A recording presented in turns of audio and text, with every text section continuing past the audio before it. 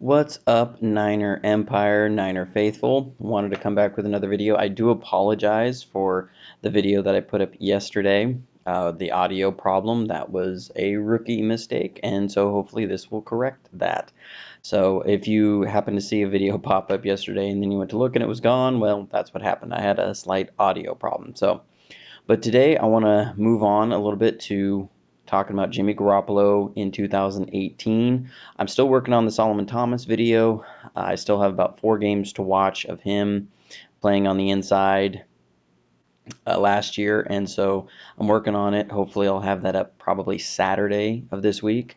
But wanted to go back a little bit to 2018. I know one thing that's been talked about is what was going on with Jimmy Garoppolo 2018. Was it, him getting used to the offense, him or, having to digest a full playbook? Was he just a little out of sync? What was going on? So let's talk about this a little bit. So we're going to go back to this is uh, this is the first game of the year. This is week 1 against the Vikings, and we're just going to talk a little bit about some of these plays. So this is the third drive of the game. The first couple plays, we just really didn't have much go right at all. So, that just happens sometimes very beginning of the year. But here, this is the third drive of the game. We're going to run just a standard concept for us. It's called the slide concept. And you've probably seen us do this a million times. We've done this since back when Colin Kaepernick was here, where we sell a run this way. It's this outside zone, the stretch zone, where all these linemen are going to move one direction, and then what we do is not one direction like the band, one direction as in they're all going the same direction, ha ha ha.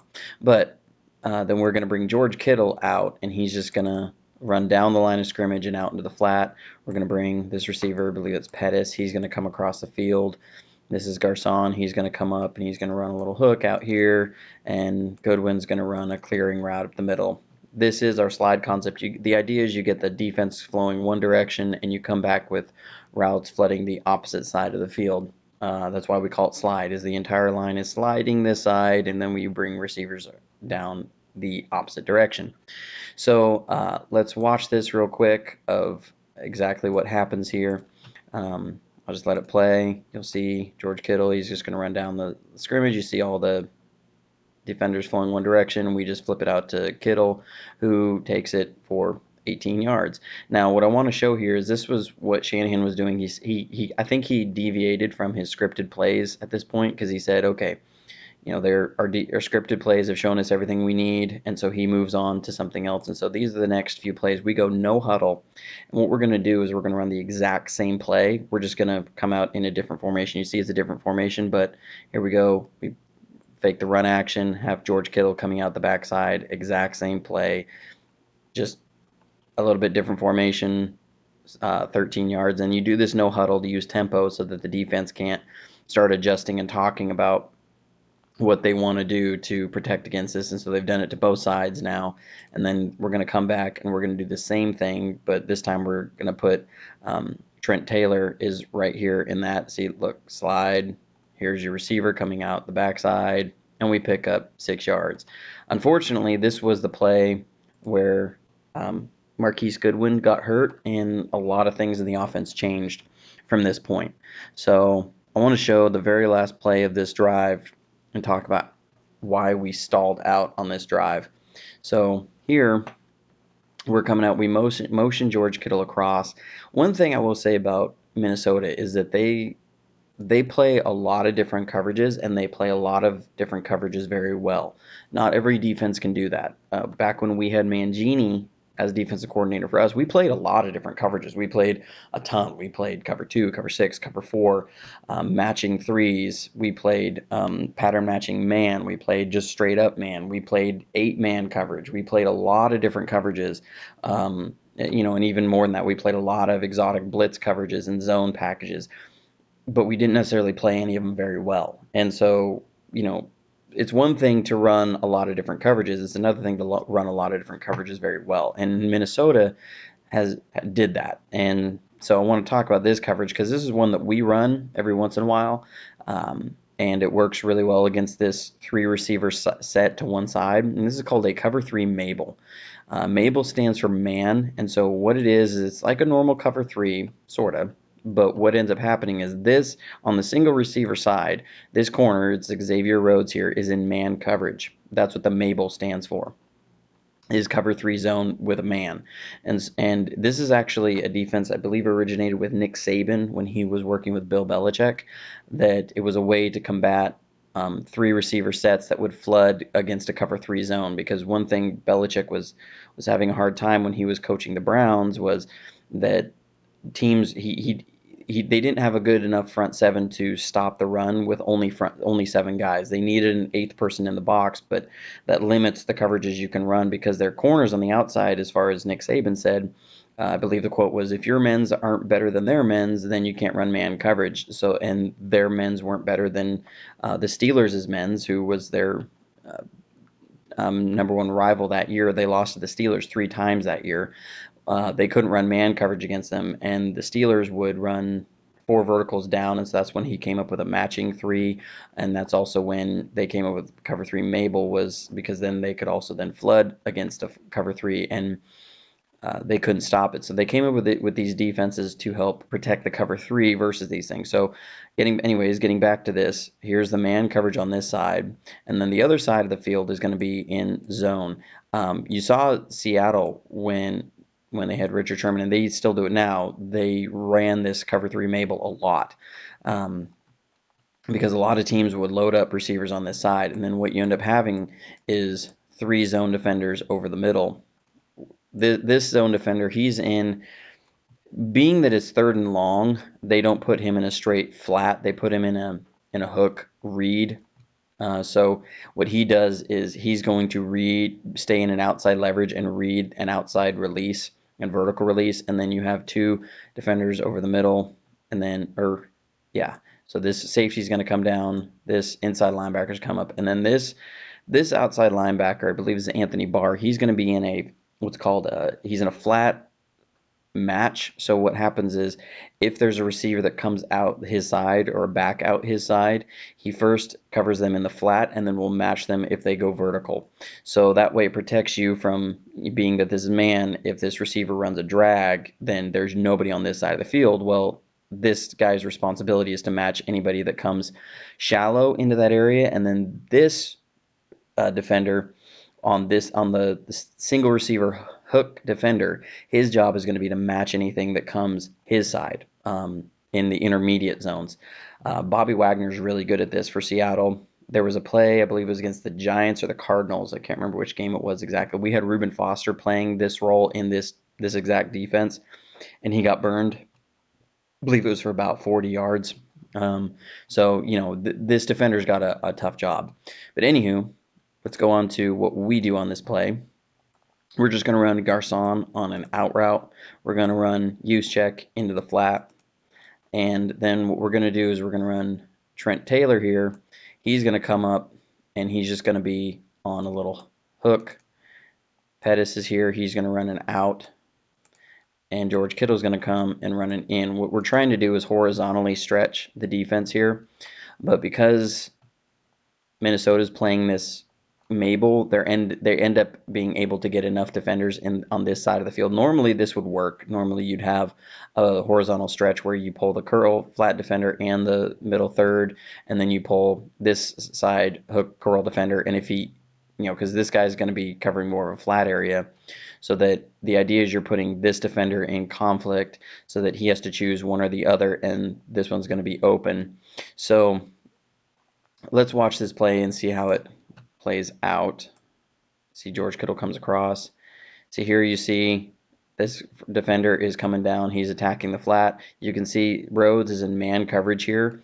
And now this, what's going to be this hook curl defender, what he's going to be doing is looking in, and he's looking to match anything that's coming over the middle. So he's got his eyes on who's going to be the first in-breaking route.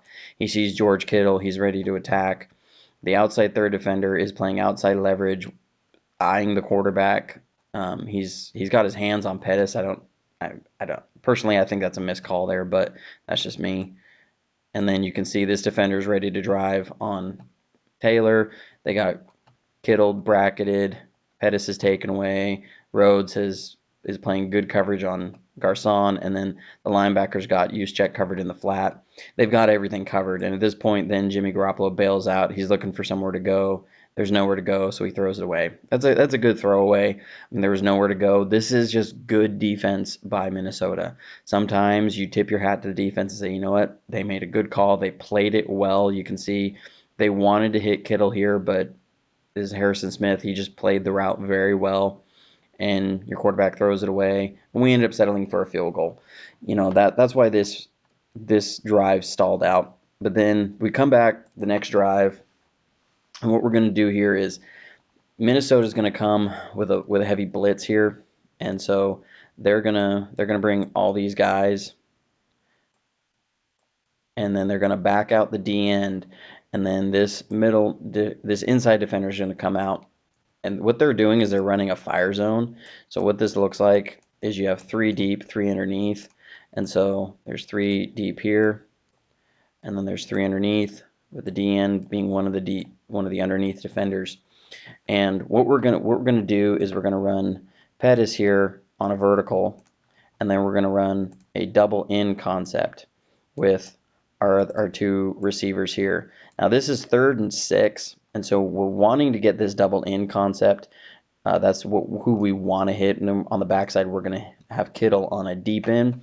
This almost forms like a dagger concept here. A dagger concept is usually a vertical with a dig or a deep in route. This is a short in. I drew it a little bit deep, but this double in is what we're trying to get. We're trying to clear out the zone vertically with Pettis, and then we're trying to come back with that with Taylor or Garcon. And so the read will be you clear out the one underneath defender, and if he whichever one he attacks or whichever one this guy attacks to, you will have an open receiver. So these are the first 2 reads on the play, and then what we're going to do is bringing this dig and an in route from Kittle is what we call a mesh concept. You're bringing 2 in breaking routes at different levels. And that's what a mesh concept is. So understand here, Kittle's the 3rd read on the play. And so let's watch what Jimmy Garoppolo does here, because I really like how quickly he moves through this progression and gets to his receiver. So here, see it. You can see they brought the blitz. They dropped the D end out. Now what that ends up doing is they end up putting this D end in a really good position on Taylor on an in breaking route, and that allows this defender to attack Garcon. And here, here you can see the DN's in position, the free safety's in position on Pettis. This defender is in position on Garcon. The only one that's won is because this deep 3rd defender had to play outside leverage with Kittle. Kittle is one inside. And so what Garoppolo does here is he just reads the defense really quickly. As he drops back, he's looking to this side of the field. He sees the D end drop. He holds the safety, keeping his eyes down the middle of the field. And then he turns and looks at Kittle, sees he's one on his route, and delivers a ball. So we're able to convert 3rd and 6 for 14 yards. And so we'll watch this in real time so you can see how it goes. He's just got such a quick release. That's a good play. Nice progression read by Garoppolo. He works through his 1st to 3rd. You can see his head turn, how quickly he did that. That's good quarterback play. So sometimes I don't think that there was a big problem with Garoppolo overthinking the playbook at this time. Let me get this in the screen a little bit better. So this is ending. This is how or that last play I showed, that play or that drive ended with an Alfred Morris fumble at the 1 yard line. So that's what happened with that drive. The first drive, we were moving the ball well. We end up stalling.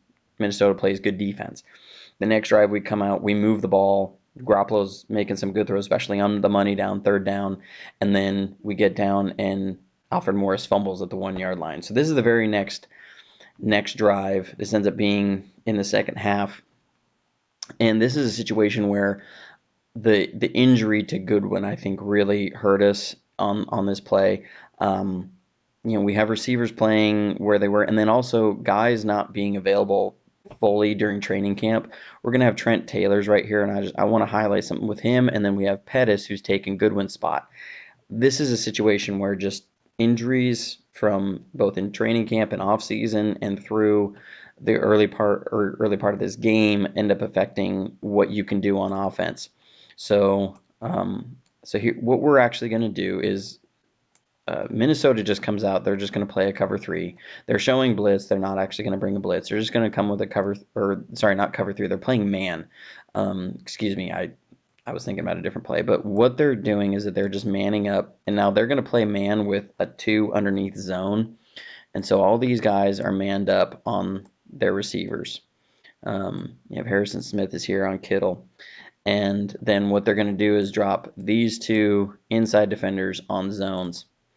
So they're protecting their linebackers from being in man coverage, and they're helping over the middle because they had an advantage on the outside with some of their guys. So this is what their defense looks like. And what we're going to do is we're going to run Pettis on a little flat route here, and we're going to run Garcon on just kind of a drag, kind of a slant. What the idea is, we're trying to get a rub. What Pettis needs to do here is he needs to understand this guy's in bump and run, that because Garcon is set back from the line of scrimmage, this guy's going to have a little bit harder of a time jamming him because of his shallow release. So he needs to end up making a little bit deeper of a route here, because he ends up running pretty much down this purple line at the 25. He's going to run almost straight down that line, and he ends up not picking this defender. This is a rub. We're trying to pick this defender against man coverage so that to open up Garcon over the middle or breaking inside. So, but he needs to recognize that they're in bump and run. It's not going to be a press. There's no way he's going to be able to press him. And then Taylor is going to run a little in route. So there's a levels concept on this side. And so we're just gonna worry about this side. I'm not worried about what happens over here, because this is where the correct side is to read. You know, it's really a 2 progression. There's 1 and 1 to 2, short to high, or low to high as we often call this. So what ends up happening here is with Taylor is he should sit down in between the zones of these 2 defenders, and he doesn't end up doing that. So let's watch this play and see how this plays out. So here you see Pettis is taking a real shallow attacking of the route. You can see the defenders in bump and run. He understands that there's going to be a guy trying to rub on his route, and so he goes over the top. Again, Pettis, he needed to take a little bit deeper of an angle. On this kind of a route, you don't mind a defender going underneath too much, because then he has to take a step forward, and now you've beat him by a step.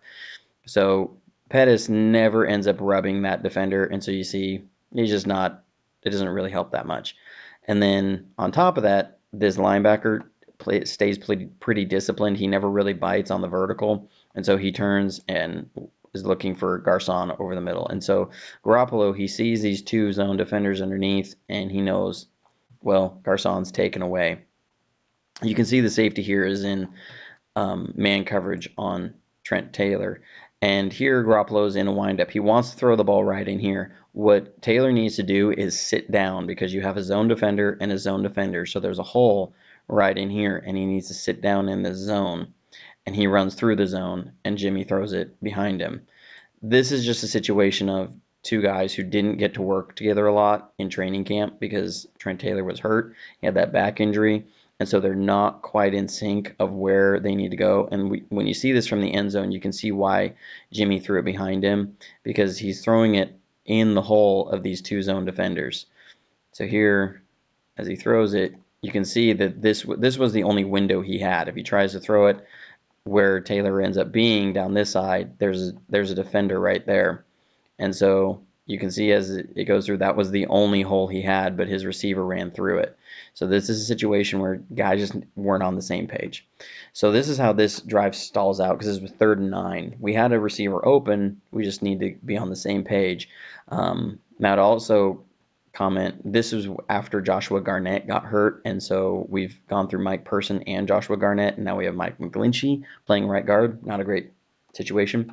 So this is going to be a 2-parter. I'll upload another one right after this, because we're about at 20 minutes. I know it's a long video, but I just want to go through this game and show why the different drives stalled out, and was it on Jimmy? Was it on the team? Was it what was the problem here?